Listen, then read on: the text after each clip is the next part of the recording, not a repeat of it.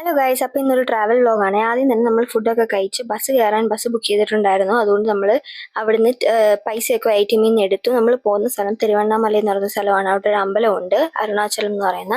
അവിടോട്ടാണ് പോകാനായിട്ട് പ്ലാൻ. ആദ്യം തന്നെ അവിടെ നമുക്ക് ഒരു തിരിയും കർപ്പൂരവും ഒക്കെ തരും.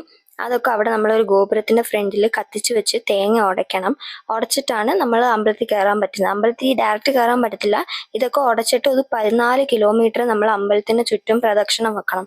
അത് കഴിഞ്ഞിട്ടാണ് നമ്മൾക്ക് അമ്പലത്തിലോട്ട് കയറാൻ പറ്റുന്നത്. അതിൻ്റെ ഇടയ്ക്ക് ഇങ്ങനെ പൊക്കോണ്ടിരിക്കുന്നതിൻ്റെ ഇടയ്ക്ക് നമുക്ക് ഓരോ ചെറിയ ചെറിയ അമ്പലങ്ങൾ കാണാം. ചന്ദ്രലിംഗം, അഗ്നിലിംഗം എന്നൊക്കെ പറഞ്ഞിട്ട്. പിന്നെ പോകുന്ന വഴിക്ക് കണ്ട കാഴ്ചയാണിത്. ഈ കൊത്തുപണിയാണ് കല്ലിൽ.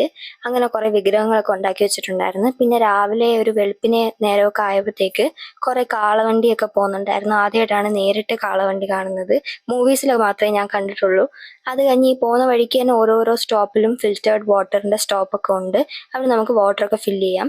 ഇതെന്താണെന്ന് ആർക്കെങ്കിലും മനസ്സിലായോ? ഇത് രുദ്രാക്ഷത്തിന്റെ മറ്റേ ബ്രാഞ്ചില്ലേ, മരത്തിന്റെ ബ്രാഞ്ച്, അതോടെ എടുത്ത് വെച്ചേക്കാണ് ഉണക്കി.